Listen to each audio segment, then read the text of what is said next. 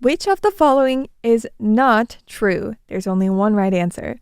A. Greenland sharks can live over 390 years. B. There has never been a Formosan black bear attack on a human in Taiwan. Or C. Elephants were released from a zoo in Colorado recently after the Supreme Court there ruled they were too human to keep captive. It's probably definitely not the one you're thinking of because C is wrong. Keep listening to Formosa Fauna to find out more.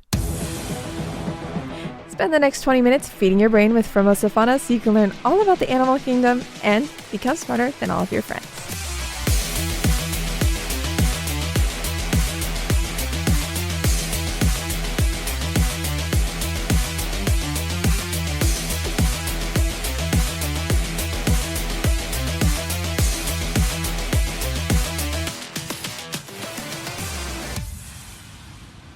Every Friday is Formosa Fauna Friday. Welcome to our 20-minute show. What better way is there to spend a 20-minute commute or downtime? I'm Tristan Hildebrand, the voice of Formosa Fauna.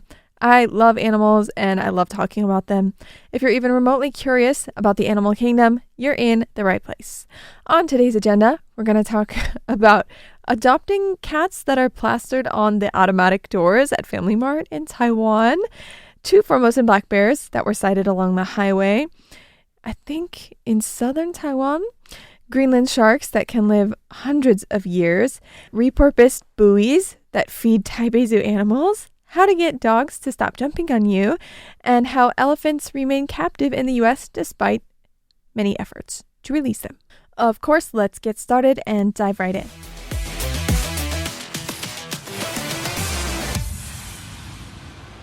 I probably didn't put this first story as the title of today's episode because I don't want all of the titles of every episode to be related to cats, because then it'll look like it's a show about cats when it's not just about cats, okay? There is a lot of interesting cat news, but it's about all animals, and also because the last title of the last episode was about cats. But I tell you what, I really did want to put this as the title because it is very exciting. First, a little backstory. If you've never been to Taiwan or you aren't familiar with the convenience store culture here, the 2 big convenience stores in Taiwan are 7-Eleven and Family Mart. And there are a few others in the top 5 that are also very well known. They're all chains. I don't know if this is true now specifically, but at one point in time, Taiwan had a higher density of convenience stores than any other place in the world. And I think it was by a long shot too. I think in a lot of places in Taiwan, if you stand on the street, you can simultaneously see maybe 3 Family Marts, 3 7-Elevens, just from one spot. Taiwan had more than 13,000 convenience stores, with one for every 1,582 people, according to a 2021 survey by the Mirai Business Research Institute. A few years later, in 2025, there are probably even more. A typical day in Taiwan would be incomplete without a trip to the convenience store for some drinks, snacks, freshly brewed coffee, to buy concert tickets, or to pay your bills. Right now, at many Family Marts across Taiwan, life-size pictures of cats have been stuck onto the automatic doors leading into the facility, which at first glance totally looks like the cats are inside hanging out. These aren't just any cats, though. They are adoptable cats. And on the information blurbs next to their photos are their names, sex, background, and more, plus a QR code that you can scan for more information and to potentially adopt the cutie kitties. The promotion has been met with virtually no criticism online. I can't find a single negative comment, with many praising the creative marketing technique by saying stuff like, "This is how you do it," and plenty of individuals are expressing that they're eager to adopt. Wouldn't that make for an interesting adoption story too? How did you find your cat? Oh, I found them on the Family Mart automatic doors. Who knows how long these stickers will stay up, but I would imagine that the cats will find homes fairly quickly. Overall, I'm very impressed with the marketing tactic. It's definitely a completely genius who's behind this, and I hope they keep doing this for more and more cats so they can find homes.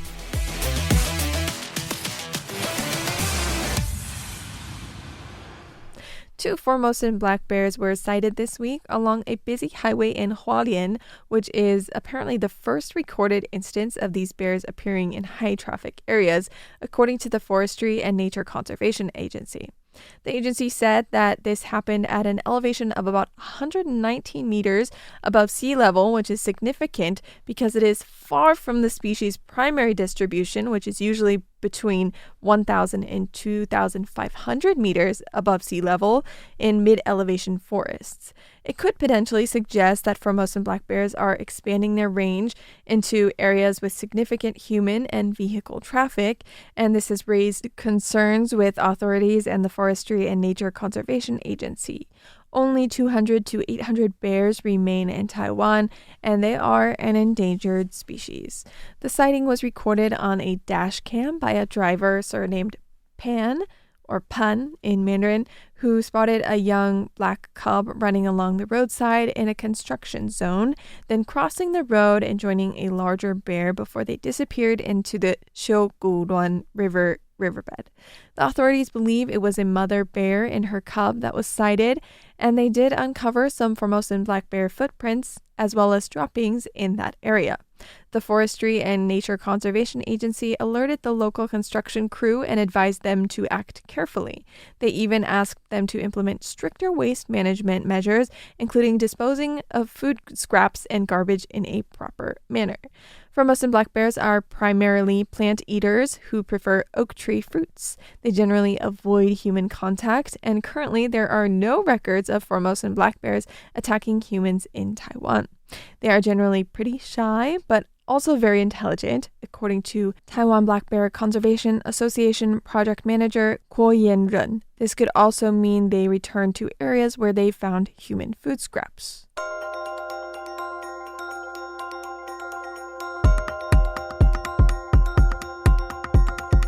Taiwan is an island that is 70% covered by mountains, lakes, and jungle. Taiwan's early connections to the Pacific and Southeast Asia are well established and are the basis for seeing Taiwan as an ocean nation. Did you know that over 17,000 species thrive in the deep sea where no light penetrates the ocean waves, or that there are 38,000 different kinds of microbes in just 1 liter of seawater? These are all discoveries made by the Census of Marine Life, a 10-year international effort that assessed the diversity, distribution, and abundance of marine life. Today, you're going to learn about Greenland sharks. Every time I do this segment, I feel like I've found a more interesting and new favorite fish or marine life species. What makes Greenland sharks interesting to me is how they age them. Of all the animals with backbones, Greenland sharks live the longest, and that's based on what is sitting in their eyes. Greenland sharks don't have hard parts in their bodies that let you count the years, like ear bones or tree rings on a tree. Instead, scientists look at what's going on inside their eyes, the parts that were laid down when they were pups. Chemical analysis of the eyes of sharks caught incidentally in fisheries reveals that some have a radioactive marker that coincides with the nuclear weapons tests from the 1950s and 1960s, placing their birth year at around the same time. You're going to be shocked at how long they live, though. I want you to take a wild guess at how old the oldest tested female Greenland shark was. Just a wild guess first. And now I'm going to give you 3 options. A, over 50 years. B, over 150 years. Or C, over 300 years. Because I said it's shocking, maybe you got the answer right. If you guessed C, you were closer. Wow, it's not just over 300 years, it's 392 years old, give or take a century. Scientists say she probably made it for the first time around 156 years old. These Greenland sharks can grow to over 5 meters long, or 16 feet, and swim at speeds slower than 1.6 kilometers or 1 mile per hour. They were once targeted for their liver oil, which is rich in vitamin A. Some are still used for their meat, which contains too much urea to eat without poisoning yourself. Hakarl If I'm probably not saying that right, then I'm very sorry. Hakarl is the name of a national dish in Iceland, which is made from fermented Greenland shark. Apparently, the meat is buried under stones to rot for a few months and then hung up to dry for several more months. The end product is cubes that smell of ammonia. I don't know, though, eating such a massive and old creature somehow just doesn't sit right with me. 392 years old.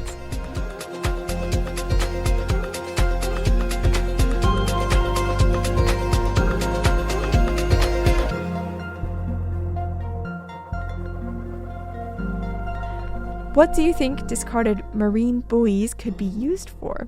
Some buoys were recovered from local beaches in Taiwan by the Taiwan Cetacean Society and the Ocean Conservation Administration. The organizations cleaned them up and made modifications to remove sharp edges and repurposed them into animal toys and swinging feeding troughs at the Taipei Zoo.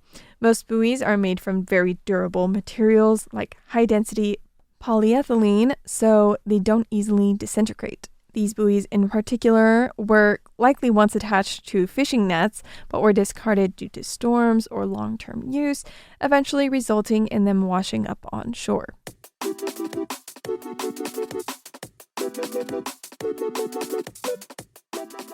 In this segment of the last episode, we talked about why dogs jump up on people. It's usually a sign of excitement, which is a good thing, but is probably energy you're looking to redirect. I'm referring to Zach George's guide to a well-behaved dog because he's a professional, real dog trainer. Apparently, you shouldn't wait until your dog jumps to address the issue and instead should proactively set aside training sessions. What is something that excites the dog? Perhaps a tug, toy, squeaky toy, or a treat? Try to use those as currency as your dog is likely to jump for them in your training sessions. First, tell your dog to sit and stay. Then, move that toy or treat right above your dog's head. If your dog is very hyper, start by rewarding them for seemingly insignificant periods of inactivity, like 1.5 seconds. Say, good, yes, or whatever you usually say, and then reward them. Go for 10 seconds, maybe even 30 seconds. While using this method of training, if your dog jumps on you, redirect them into a sit. If this happens consecutively, consider taking a step back and making the exercise easier, or calling it quits for the session to start fresh the next session. Once you can hold the toy or treat there for 10, maybe 30 seconds, start to make it more exciting by moving it around a little. If your dog keeps all 4 paws on the ground, reward them immediately. Start by rewarding no reaction to little movements, then start moving that toy, that currency around more vigorously, and once there is no response to that, reward for that. The next step after this is kind of funny because it's to get you acting ridiculous so your dog wants to jump towards you.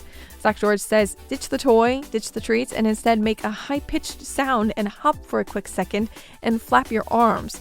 If your dog can hold that sit while you do that, odds are they can avoid jumping up on you when you come in that door. Now that things are going well at this point, you're going to build up to more realistic training sessions by surprising your dog. A quick squeak from the squeaky toy when your dog isn't expecting it, or a treat. It might take a bit for your dog to get used to these, in quotations, pop quizzes, but if you tell them to sit through their excitement and they sit, reward that great behavior.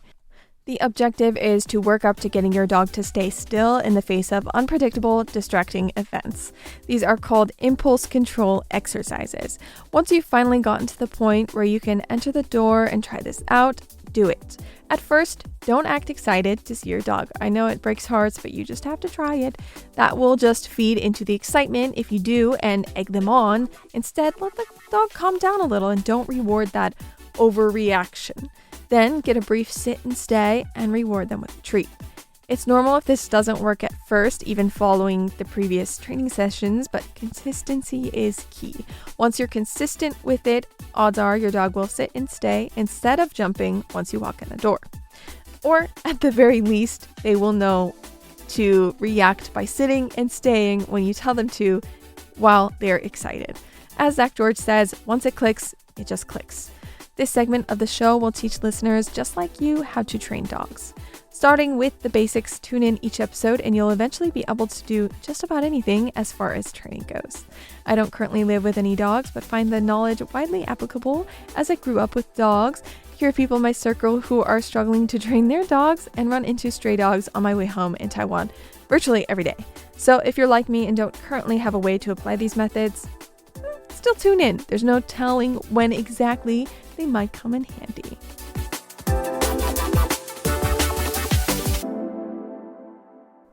There have been some developments in Colorado with elephants. Reading this NBC News article, it says elephants can't pursue their release from a Colorado zoo because they're not human. The highest court in Colorado determined late January that several elephants at a Colorado zoo could not have the legal right to pursue their release because they are not human. A similar defeat happened in 2022 for an animal named Happy at the Bronx Zoo in New York. Both cases were brought up by the animal rights group, the Non-Human Rights Project.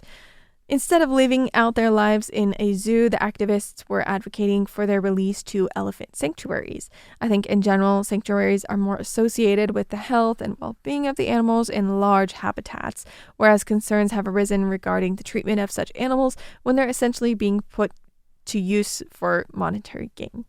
The Colorado court said its decision does not turn on their regard for the majestic animals, but rather that the legal question boils down to whether an elephant is a person, and because an animal is not a person, elephants don't have standing to bring a habeas corpus claim.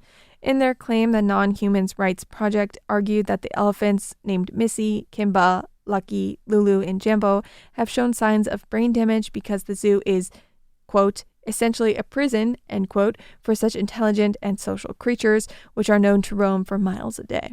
They were advocating for the 5 elephants' release into one of the 2 accredited elephant sanctuaries in the U.S., not to the wild because they don't think that the elephants have the capacity to survive on their own in the wild anymore.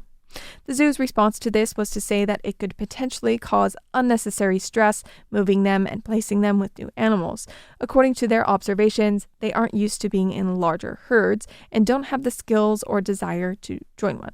The zoo had also issued a public statement saying that while it welcomed the court's ruling, it was disappointed that a legal fight had to be made over the issue, and allegedly even suggested that the Non-Human Rights Project was abusing court systems to fundraise. Following the ruling, the Non-Human Rights Project said the court was perpetuating a clear injustice and predicted that future courts would reject the idea that only humans have a right to liberty. Do you have an opinion about this or anything else we brought up today? Please share that with me by sending me an email. My email address is tristan@rti.org.tw. That is tristan@rti.org.tw.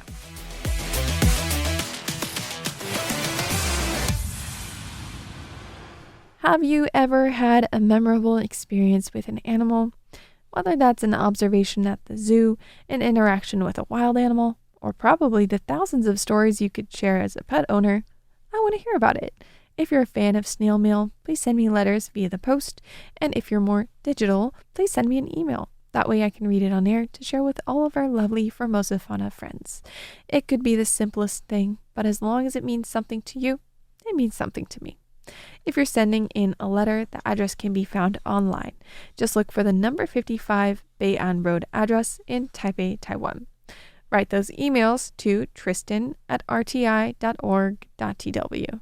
That is tristan@rti.org.tw. Again, I love hearing from you guys, so whatever you have to send my way, send my way. Pictures are always appreciated. Just make sure they're of animals. Or yourself. Making it to the end of an episode makes you a Formosa Fauna friend. It's not gross, it's cute. Thank you for tuning in, friend. All animals require enrichment, and Formosa Fauna is one kind of enrichment. After all, we're all just a bunch of wild animals. See you next time for Formosa Fauna Fridays here on Radio Taiwan International.